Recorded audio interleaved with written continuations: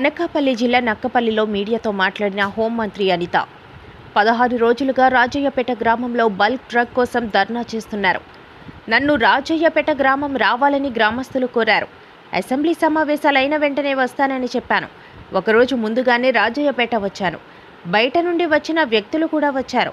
బయట నుండి వచ్చిన వ్యక్తులు రెచ్చగొడుతున్నారు. రాజయ్యపేట గ్రామం టీడీపీ కంచుకోట. 2014, 2019, 2024 ఎన్నికల్లో కూడా అత్యధిక మెజారిటీ ఇచ్చారు.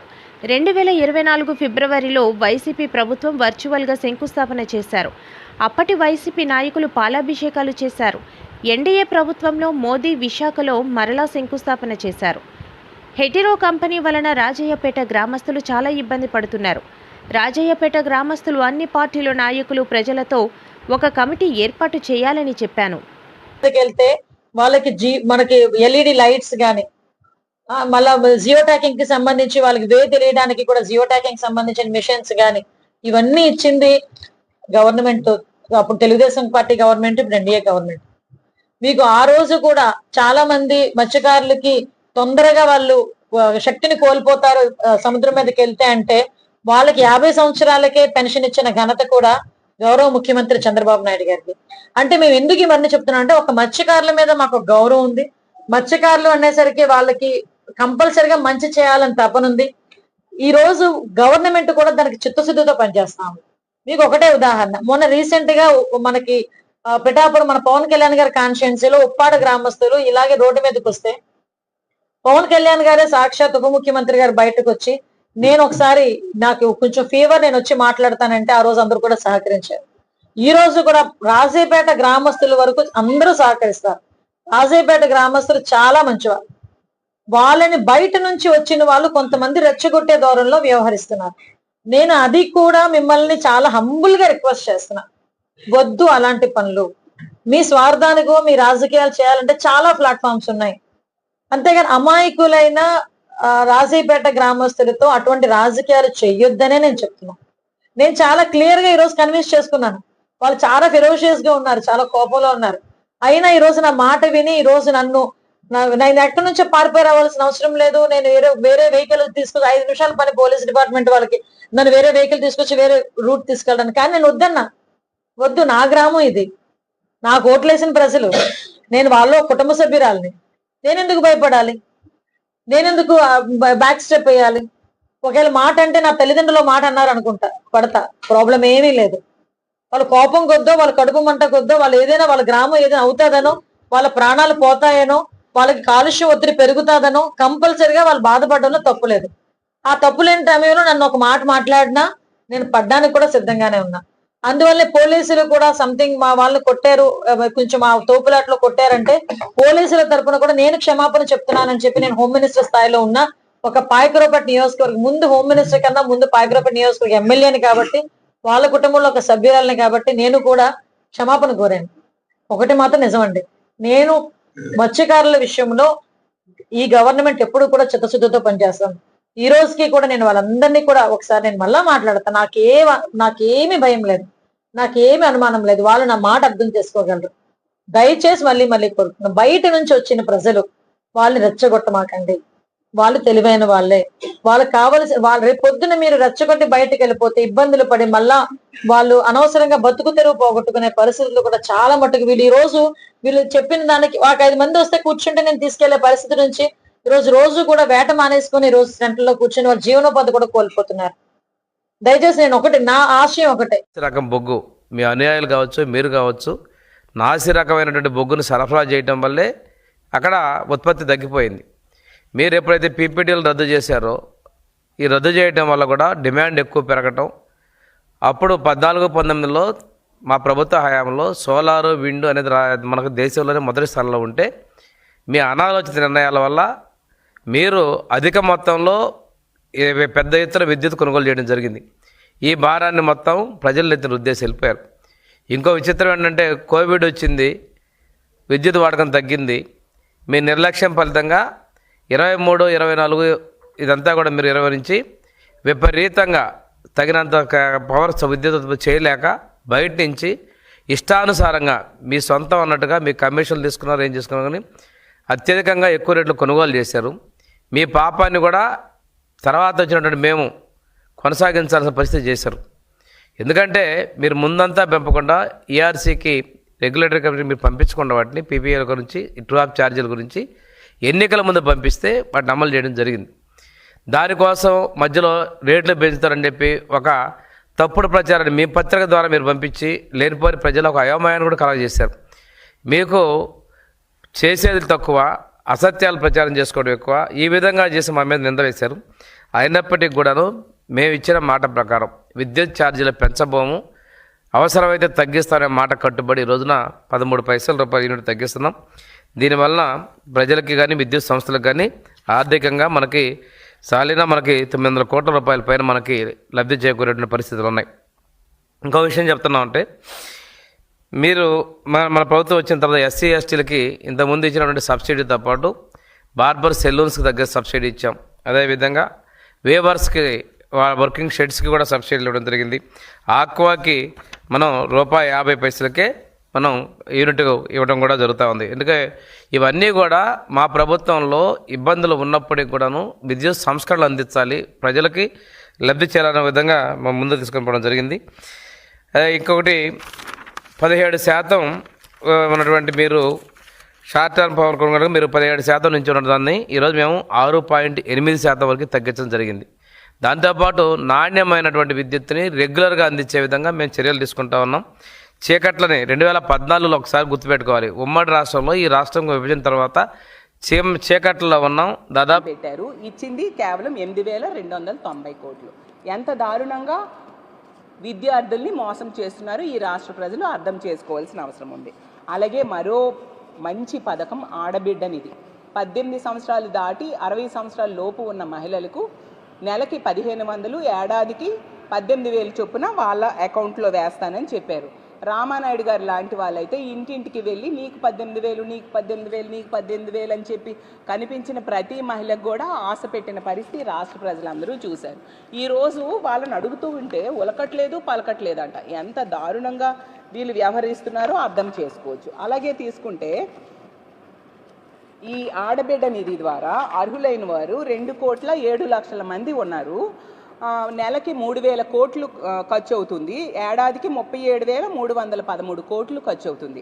15 నెలలు అయింది, 1,500 కాదు కదా, కనీసం ₹15 కూడా వాళ్ళ అకౌంట్లో వేయని పరిస్థితి మనం చూస్తూ ఉన్నాం. ఈ విధంగా ఆడబిడ్డల్ని నెట్ట నిలువుగా మోసం చేశారు. జగనన్న హయాంలో తీసుకుంటే వైఎస్ఆర్ చేయూత వచ్చేది, ఆసరా వచ్చేది, ఈబీసీ నేస్తం వచ్చేది, కాపు నేస్తం వచ్చేది, అలాగే 0 వడ్డీ పథకం టంచన్గా అమలయ్యేది. అంత చక్కగా మహిళలను ఆదుకుంటే ఈరోజు వీళ్ళు ఇస్తానన్న హామీలు ఏ ఒక్కటి నెరవేర్చట్లేదు సరి కదా.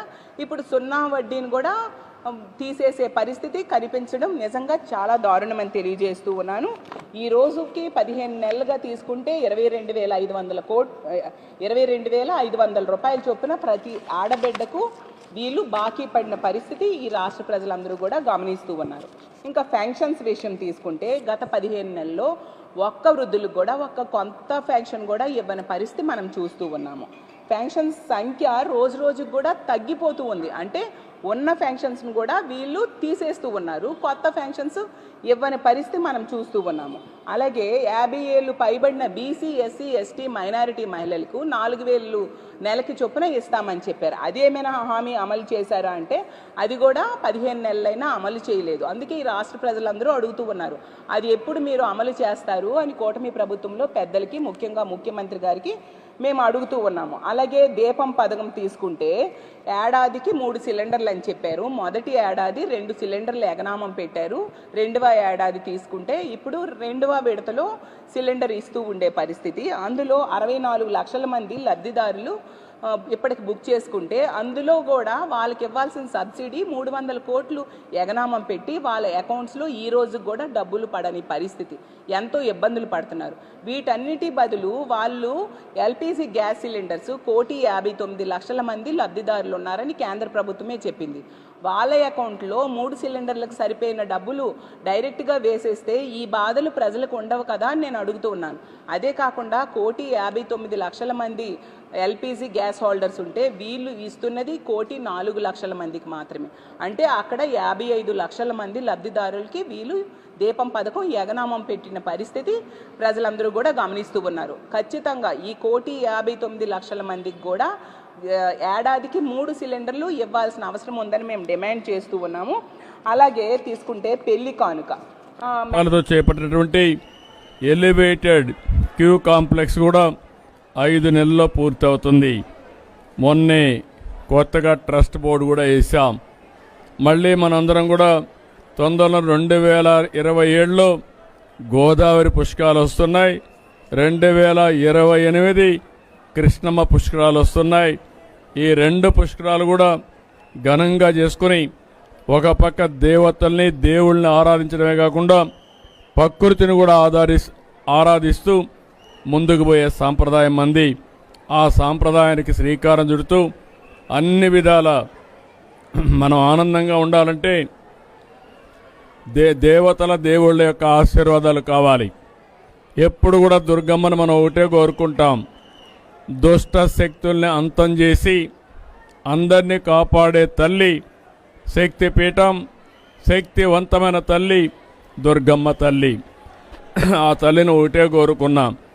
ఈరోజు మేమందరం చేసే ఈ మంచి పనికి అన్ని విధాలా సహకరించామని మరొకసారి ఆ తల్లిని కోరుకుంటూ, ఈరోజు భక్తులకి ఎలాంటి సౌకర్యాలు లేకుండా ఇంకా ఒక 4వ తారీఖు వరకు దగ్గర ఇంకొక 8 లక్షల మంది వస్తారని ఆశిస్తున్నాం.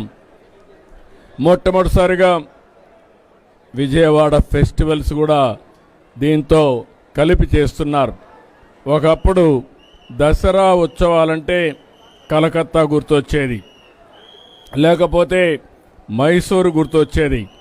ఈ సంవత్సరం నుంచి దసరా ఉత్సవాలంటే దేశ విదేశాల్లో గుర్తొచ్చే విధంగా విజయవాడ ఫెస్టివల్స్ ఉంటాయి, విజయవాడ దసరా ఉత్సవాలు ఉంటాయని చెప్పి కూడా నేను మీకు తెలియజేసుకుంటూ, ఆ దసరా ఉత్సవాల్ని బ్రహ్మాండంగా సెలబ్రేట్ చేస్తున్నటువంటి విజయవాడ నాయకులందరినీ పేరు పేరున అధికారుల్ని నాయకుల్ని పేరు పేరు అభినందిస్తున్నా.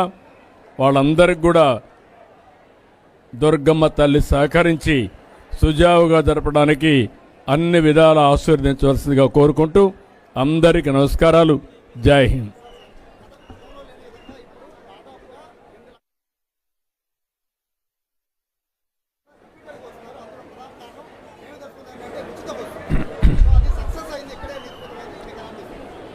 నేను చాలా సంతోషంగా ఉన్నాను.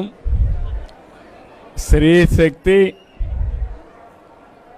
ఏదైతే సూపర్ 6లో సూపర్ హిట్.